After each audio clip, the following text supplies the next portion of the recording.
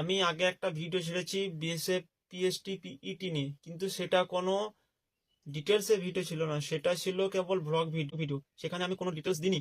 অনেকজনে কমেন্ট করেছে, ভাই কত কি রুম ভাড়া, রানের ট্র্যাক কতটা, তারপরে অনেক কিছু জিজ্ঞেস করেছো, কিন্তু আমি সেগুলো রিপ্লাই দিতে পারিনি। তার জন্য আমি তোমাদের জন্য নতুন ভিডিও নিয়ে চলে এলাম। ভিডিওটা সম্পূর্ণ দেখো, তাহলে অবশ্য সব কিছুই বুঝতে পারবে।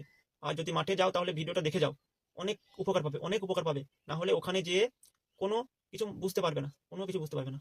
আমার দুটো মাঠ ছিল, মাত্র দুটো মাঠ ছিল। একটা হচ্ছে বিএসএফ এসএমটি ওয়ার্কশপের, আর একটা ছিল বিএসএফ ওয়াটার উইংসের। প্রথমে বলি যাওয়া নিয়ে।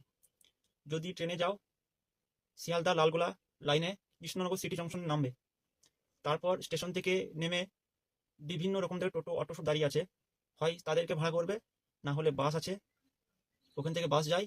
বাসে বলবে আমি সীমানগর বিএসএফ ক্যাম্প যাব। তা যদি বাস না পাও তাহলে পরে টোটো করবে। টোটোওয়ালা অনেক ভাড়া বলবে, মোটামুটি পার পার হেড 80 টাকা, 70 টাকা, 100 টাকা এমনি ভাড়া বলবে। কিন্তু বেশি ভাড়া দিতে যাবে না, কারণ হচ্ছে তারা নতুন নতুন ছেলে দেখে অনেক ভাড়া বলবে। আর ভাড়া অ্যাকচুয়ালি ভাড়া পার হেড 40 টাকা টোটোতে। আর বাসে যদি যাও, বাসে 20 টাকা পার হেড। যাওয়ার মাত্রই দেখবে যে অনেক ছেলে তোমার পিছু নিয়ে নেবে, লোকাল ছেলে, কিন্তু ভয় পাবে না। তারা হচ্ছে ঘর ভাড়া দেওয়ার জন্য তোমার পিছু নেবে। তাদের যদি ওরা কেউ বলে যে ভাড়া 400 টাকা, 500 টাকা, 1000 টাকা নেবো, তাদের ফাঁদে পা দেবে না। হ্যাঁ, সেখানে ঘর ভাড়া হচ্ছে পার হেড 100 টাকা থাকার জন্য, সেখানে বাথরুম পায়খানা সবই থাকবে। হ্যাঁ, এবার মাঠে ভিডিও।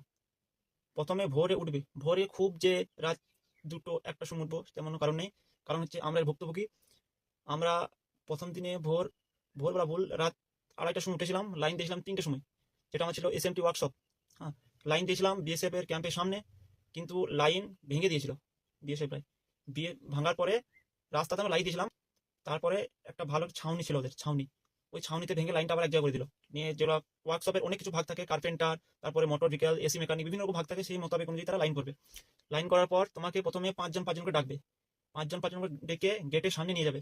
তোমার হাতে যেন থাকে আধার কার্ড, 2 কপি ছবি, একটা কলম, আর একটা, আর তোমার অ্যাডমিট কার্ডটা, এটা নিয়ে যাবে। প্রথমে ডাইরেক্ট তোমার যাবে ভেরিফিকেশনের জন্য। সেখানে গিয়ে তোমাকে তোমার নাম দেখবে, ভেরিফাই করবে, তোমার আঙুলে টিপ নেবে। শেষ হয়ে গেল, ওখানে শেষ। তারপর তোমাকে ব্যাগটা ওখানে রেখে দেবে। কিন্তু ব্যাগ রাখার আগে তোমাকে একটা কথা বলি, যে খাবার, তুমি যাবার আগে লাইনে যাবার ব্যাগে ঢোকার সময় তোমাকে ব্যাগটা রেখে দেওয়ার পর তুমি ফিট হও বা আনফিট হও, তোমাকে ব্যাগের কাছে আসতে দেবে না। আর কিছু খাওয়ার জন্য আসতে দেবে না।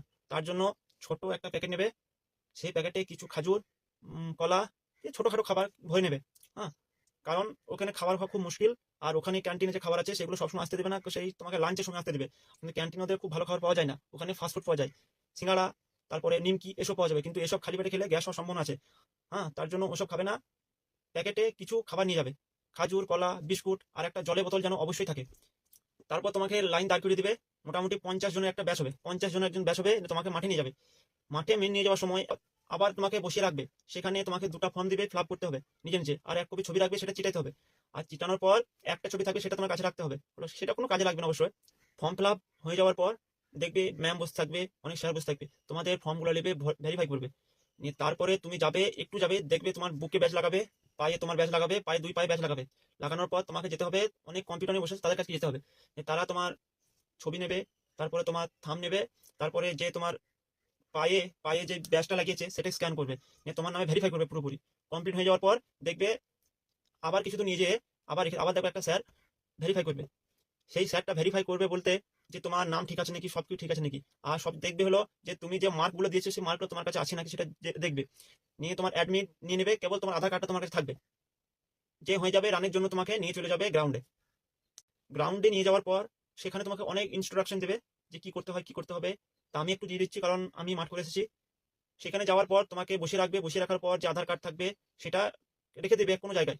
হ্যাঁ, তারপরে ইনস্ট্রাকশন বলতে যে তোমাকে লাইন বাই লাইন রেখে দেবে, কিন্তু যে আর্মির মতো একসঙ্গে ছেড়ে দেবে তা না। তোমাকে লাইন বাই লাইন ওয়াইজ ছাড়বে। হলো, একটা ম্যাট আছে, ওই ম্যাটের উপর পা দিবে, আর তোমার টাইম কাউন্ট হয়ে যাবে। ঠিক আছে, যে তুমি আগে বেরিয়ে গেলে বলে যে আগে তোমার টাইম হয়ে যাবে তা না, পেছনে বেরিয়ে গেলে তোমার পেছনে পড়ে থাকবে তা না। তুমি ম্যাটের উপর পা রাখবে, তোমার টাইম স্টার্ট হবে, তুমি পেছনে থাকো আগে থাকো। ঠিক আছে, এবার তোমাকে একটা কথা বল মাঠের জন্য। মাঠটা হচ্ছে 400 মিটারের ট্র্যাক। মোট হচ্ছে 400 মিটার ট্র্যাক। যদি তোমার 1600 মাঠ থাকে, 1600 মিটারের, তাহলে 4 পাক মারতে হবে। আর যদি 3200 মিটার মাঠ থাকে তাহলে 8 পাক মারতে হবে। মোট 8 পাক মারতে হবে, 8 পাক। মাঠ মাঠ খুবই সুন্দর, মাঠ খুবই সুন্দর, কিন্তু মাঠের মধ্যে একটু একটু বালি আছে। হ্যাঁ, বালি যে খুব বালি তা না, হালকা হালকা বালি আছে। আর মাঠ বেশিরভাগ হচ্ছে দুপুর টাইম করে। তার জন্য যদি কারোর পায়ে হাই স্পিড রান থাকে, তাহলে তার পায়ে ফুসকা পড়ার সম্ভাবনা থাকে যদি খালি পায়ে রান করে সে। এবার নিয়ে আসি শু। একটা হচ্ছে ঠিক দুপুর টাইম করে, যে সময় প্রচন্ড রোদ থাকে সেই টাইম করে মাঠ হচ্ছে। হ্যাঁ, যদি কেউ শু পরে ধরে তাহলে কোনো ব্যাপার নাই, যদি শু পরে প্র্যাকটিস করে তবেই করবে, ঠিক আছে? কারণ হচ্ছে মাঠটা 400 মিটার, বলছে 400 মিটার থেকে একটু বেশি হবে। আর যদি খালি পায়ে তুমি দৌড়ো তাহলে তোমার পায়ে ফোসকা পড়ার সম্ভাবনা থাকতে পারে। হ্যাঁ, কারণ হচ্ছে বালি প্রচন্ড গরম হয়ে থাকছে, মানে আমাদের সাথে অনেকজন পায়ে চামড়া উঠে গেছিল।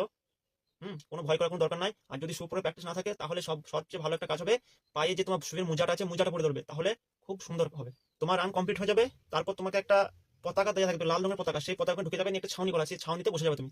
এরপর তোমার রেজাল্ট আসবে তুমি ফিট হয়েছো কি না। হ্যাঁ, যদি ফিট হয়ে থাকো তোমাকে থাকতে হবে, আর যদি না ফিট হয়ে থাকো তোমাকে আলাদা বেঁচে থাকবে। আর কিন্তু তোমাকে থাকতে হবে, এখানে বেরোতে দেবে না। তারপরে মাঠ ফিট হওয়ার পর তোমাকে অনেকক্ষণ বসে রাখবে, অনেকক্ষণ বসে রাখার পর তোমার মেজারমেন্ট হবে। মেজারমেন্ট খুব একটা করা হচ্ছে তা না, মেজারমেন্ট খুব ভালো হচ্ছে, যা কোনো ভয় পাওয়ার কোনো দরকার নাই। তারপর যদি তোমার ব্যাচে অনেক ছেলে থাকে তাহলে তোমাদের বেরোতে মোটামুটি সন্ধ্যা বা রাত হয়ে যাবে। আর যদি ছেলে অল্প থাকে তাহলে তাড়াতাড়ি দুপুরের মধ্যে সেরে দেবে।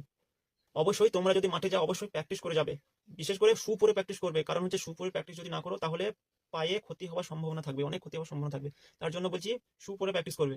আর যদি খালি পায়ে প্র্যাকটিস থাকে তাহলে কোনো ব্যাপার নেই। যদি ভিডিওটা দেখে উপকৃত হও তাহলে অবশ্যই লাইক করবে। হ্যাঁ, আর যদি চ্যানেল নতুন এসে থাকো তাহলে অবশ্যই সাবস্ক্রাইব করবে।